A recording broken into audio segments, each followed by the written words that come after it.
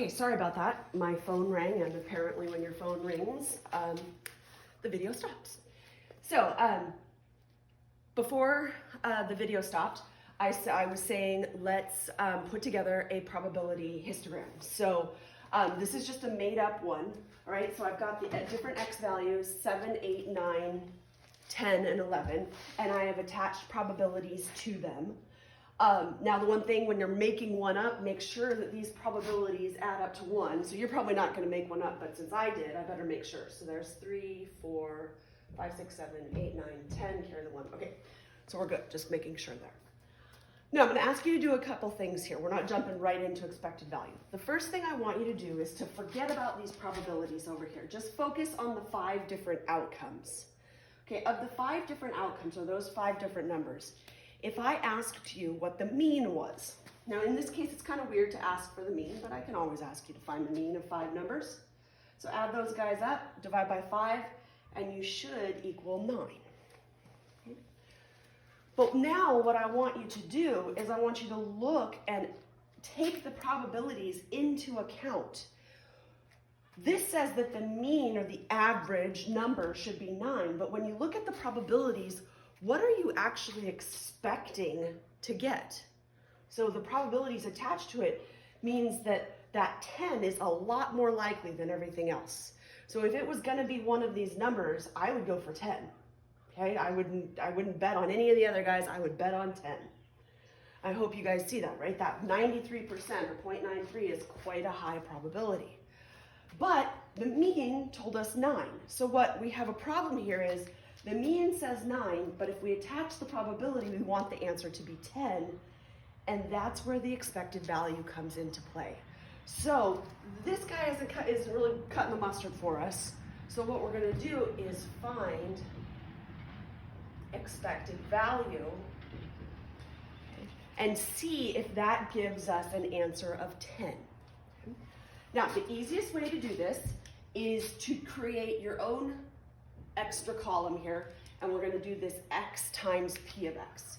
So over here, we're going to do x p of x. And this is just the easiest way to keep everything straight. You can do it in your calculator if you want, but this is just, nice and neat. So we're just basically going to multiply across. Boop, boop, boop, boop, boop. So like this first one would be 0.07. The second one will be 0.16. The third one will be 0.27. This will be 9.3. And this one will be 0.11.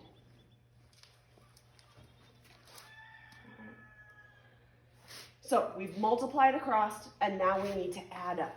So this value, when we add everything up right here, is going to be our expected value. So if we add those up,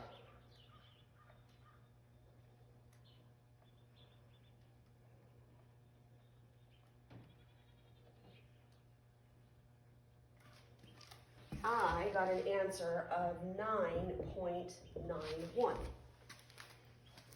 Okay, hopefully that looks good to everybody, 9.91. Okay, so remember, the 9 didn't work for us because of that high probability. Now our expected value is 9.91. So it didn't reach 10, but is it a lot closer to 10? Okay. Now, why didn't it reach 10? Why isn't it perfectly 10? Well, because there are still probabilities for those other numbers, right? There's still a 3% chance of getting a 9 or a 1% chance of getting a 7. Okay, so there's definitely the possibility, slim chance, of getting one of those others, but with the expected value, it gets us a lot closer to 10. Now, let me just put an example on this. Again, I totally made this up, but let me just put an example on this and so you can get the idea so it makes a little bit more sense. What if this was how many fingers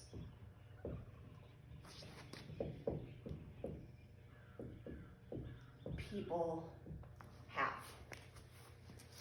Okay, so what if this had been a probability distribution of how many fingers people have? Okay. Does it make sense that 10 has the highest probability? So if you're asking people how many fingers they have, most of them are going to say 10. But is it possible people are missing fingers? Did you ever take wood shop? My wood shop teacher was missing 2 fingers. Yeah, so somehow I think like if you take wood shop, or if you teach wood shop, you're kind of required to lose a finger somewhere along the line. And then there's this 11-fingered person.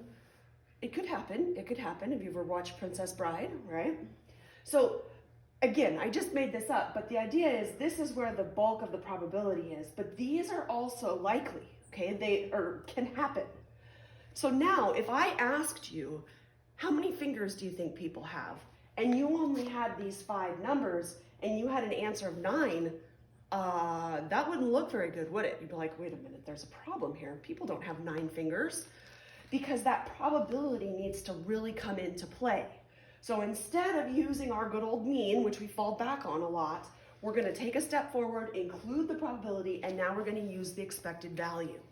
So now when someone says, how many fingers do people have? You can say, the expected value is 9.91 fingers. And they're probably going to say, why isn't it 10? And then you can say, because some people are missing fingers, so it can't be exactly 10. But the idea is it definitely rounds to 10, doesn't it? So it's very close to 10, okay? All right, let's look at one more, just so you can see this again and see what happens here. All right, again, another, just a made up one.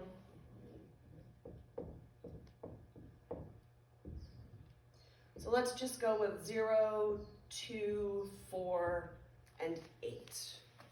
And on the 0, we're going to put 0.75. On the 8, we're going to put 0.02. On the 4, we're going to put 0.12. And that makes this 0.11. Again, make sure when I make one up, looks good. Okay. This one, I'm not even going to put a label on it or anything. This is just some numbers. But the idea is I want you to see what's going to happen here. Okay, so when you look at the probabilities, which one is most likely? Obviously the 0 is most likely at 75%. 8, definitely the least likely, but look at these two probabilities. They're not super low, are they? 11 and 12%, they're not super low. They're obviously quite a bit lower than this guy, but they're still affecting the answer a little bit here. So 0 is the most likely, but if we're gonna find the expected value, do you think it's gonna be all the way, like really close to 0, like 0.1 or 0.2? Or do you think this 2 and 4 are going to affect it a little bit? Okay, the hope is that you're thinking the 2 and 4 are going to affect it a little bit. Now, do you think it's gonna be closer to 2 than it is to 8? Okay, hopefully you're saying yes. Right? So the expected value, instead of falling in the middle, is definitely going to be pulled towards this end because of the high probabilities. It's not going this way. It's going this way. But because of those probabilities, we don't know what it's going to be yet. So we go ahead and figure it out. So we create our next column, x times p of x. And then, again, multiply across. Nice thing about this first one is that it's 0. Then we have 0.22. We have 0.48, and we have 0.16. And then remember, expected value means to add up this last column. And when we add up, we'll have 6, carry the 1.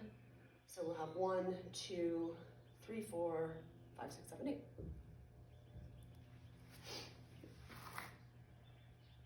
So we end up with an expected value of 0.86. I'm actually surprised. I thought it would be a little bit closer to 2 than this. I thought the 4 and the 2 were going to actually kind of hold it there in the middle a little more, but it didn't. It actually went a lot closer to 0 than I thought. But it didn't make it all the way to 0, did it? Okay, so 0.86 is not all the way to 0.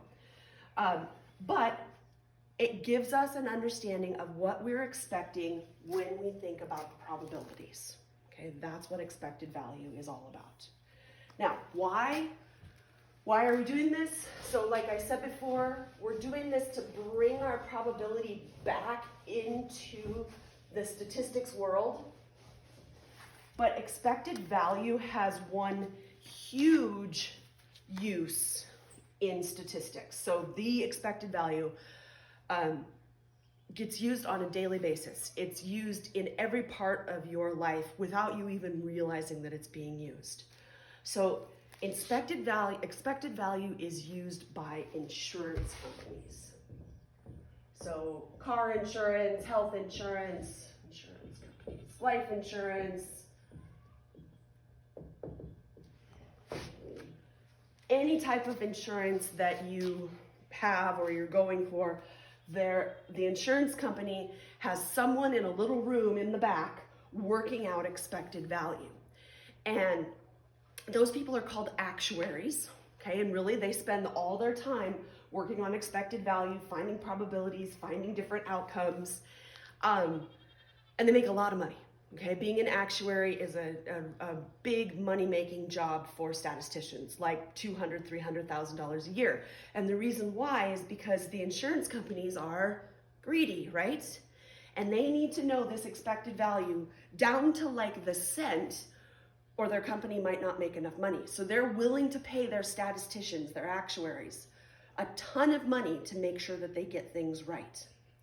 So I'm going to give you an example. Now, our example is just a very simple example, and I'll show you where the actuaries have to do all the work. We're just going to be doing the basics behind this. Okay, so the easiest one to do is a life insurance example. So let's say that we're a life insurance company. Okay, and the key here is we are the company. We're the company, not the people buying the insurance. So we're the insurance company. So a life insurance policy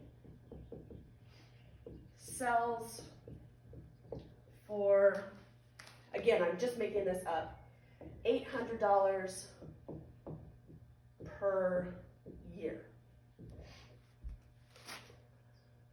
The probability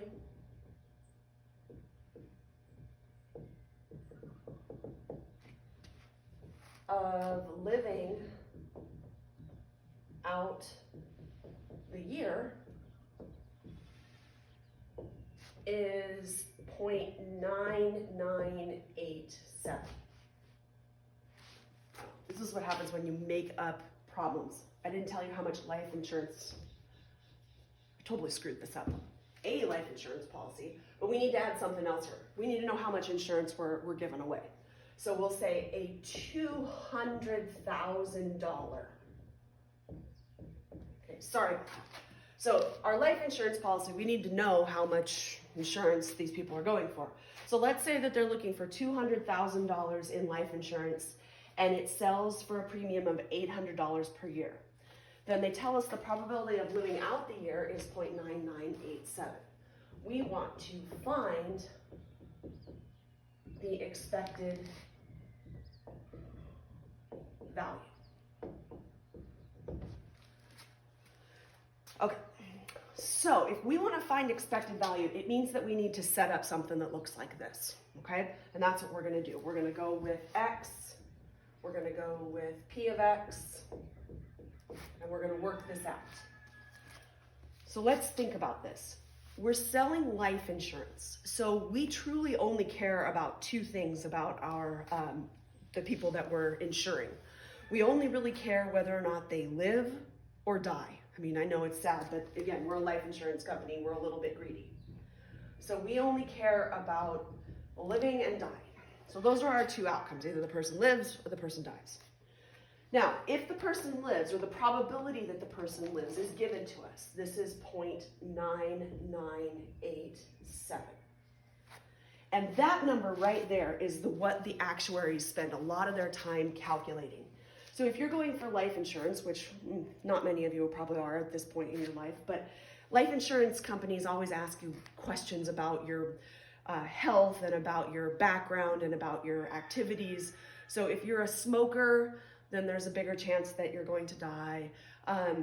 If you have high blood pressure, you know, your chances aren't as good. If you are a vegetarian, you get kind of a boost. There's all sorts of questions. Your age, your health, like I said, what type of activities. So if you're a daredevil, all right, so if you're always climbing mountains and, jumping out of airplanes and stuff, yeah, your insurance is probably going to go up a little bit because there's a higher probability that you're going to die one day, okay? So I know, it's kind of morbid here, I apologize. But that's the idea. So the actuaries are sitting in little rooms and they're calculating that probability and they're doing a really good job at it. Luckily, we were just given the probability. Now, we know that that's the probability if a person lives, but we need the probability that they die as well. So if there's a 0.9987 chance they live, the complement there would be 0.0013. So there's a 0.0013 chance that they die. Okay. Now, like we did in this last example, the idea here is that we're supposed to find x times p of x.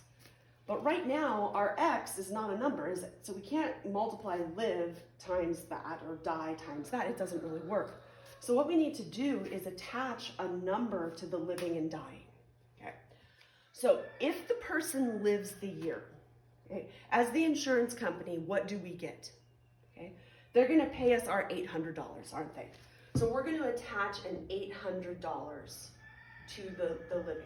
Okay, and remember, we really don't care about the person. We're an insurance company. We only care about the money. So we get $800, we're good. Now, if the person dies, though, we're going to have to pay out quite a chunk, aren't we? So this was a $200,000 policy. So we're going to have to pay out. But I want to be very clear here. We are not paying out exactly $200,000 because are we giving money away for free? No. So before before their beneficiaries get any money, what are we getting from them? We're getting $800. So we need to subtract $800 from this, which will put us at $199,200. Okay, so remember, it's never going to be that whole number because we're always going to get this money out of them before they die. Okay, we're always getting that money. But because we're paying this out, it better have a huge negative sign on the front. Okay, huge negative sign. Don't forget that negative sign. Okay, so if they live, we get $800. If they die, we get our $800, but we have to pay out. Okay, so that's what that payout is there. Now, though, we can multiply. Okay, so now we can multiply. And we want to remember, we're an insurance company, so as you put this in your calculator, don't round off any money. 0.9987. So we're going to go 798.96. Don't do any rounding. Whatever the calculator spits out, write that down. And then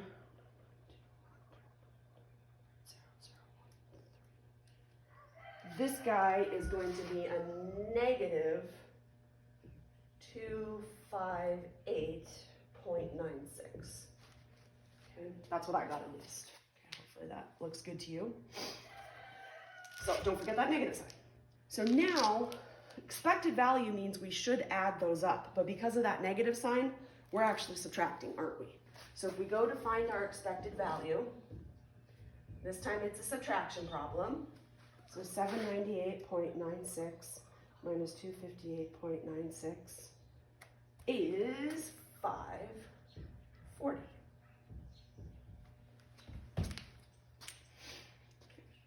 So what we find, or what the actuary finds as they're doing this problem, is the expected value is $540. Now, at first that makes no sense whatsoever. You're like, what does that mean? I don't know.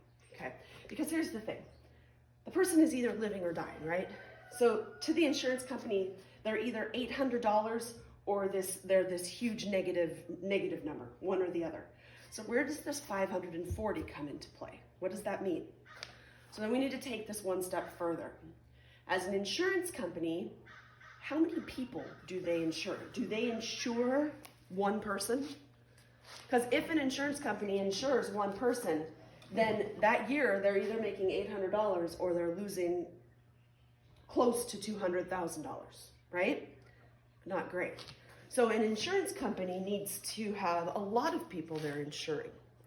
So when we find this expected value is $540, but it's per person.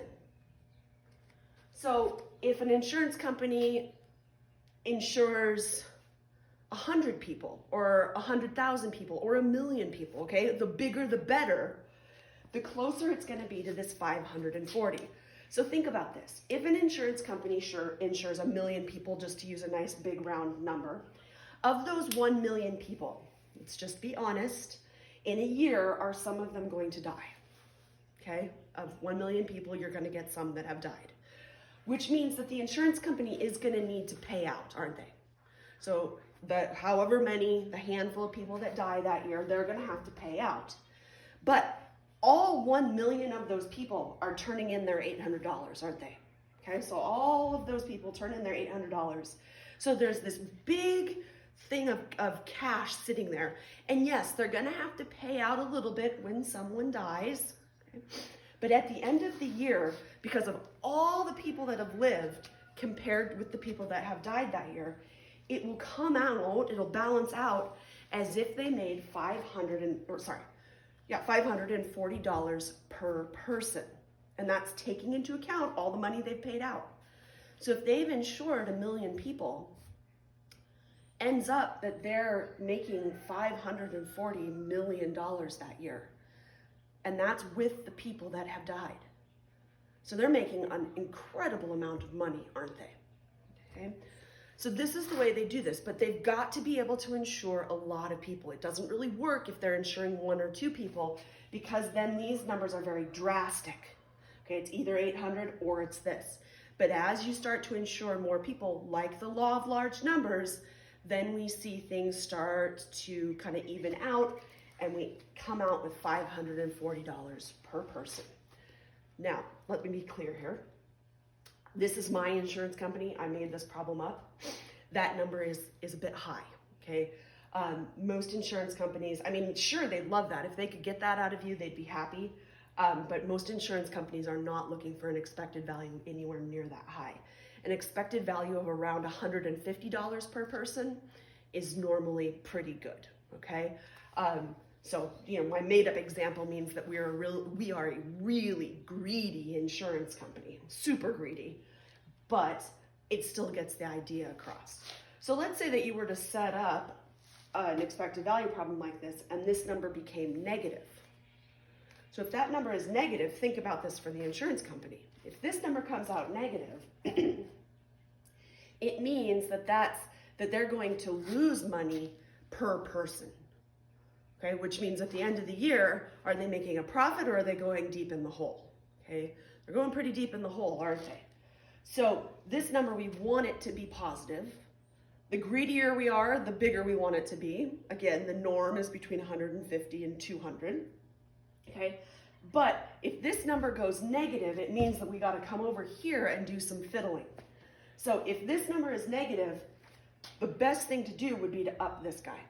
Okay, so if we up the policy premium, so we up this is going to go down a little bit, isn't it? So like if we go $1,000, then this is just 199,000, right? Because we're doing a subtraction. So if we up one number or lower one number, it's going to affect the whole problem, isn't it? Okay, but that's what these actuaries do. They calculate these probabilities. And as these probabilities change, they change these numbers here. Okay, how much should we maybe make them pay a little more? Can they pay a little less? They fiddle with these numbers so that this number in the end ends up where the insurance company wants to be. Okay, so the insurance company says, we want an expected value of $175 per person. You figure it out. And the actuary has to go in here and manipulate all the numbers to make sure that that number ends up where they want. Okay, but like I said, this is something that is definitely done every time you get insurance, every time you pay your insurance policy. Somewhere in the background is an actuary sitting in a room calculating all those probabilities. Okay. All right, so that's expected value. So again, the idea is taking us back towards statistics. So shouldn't be too bad to do your expected value homework. Okay, it's not really all that bad. Okay, just don't forget how these two numbers relate to each other. Okay? All right, I will see you next time.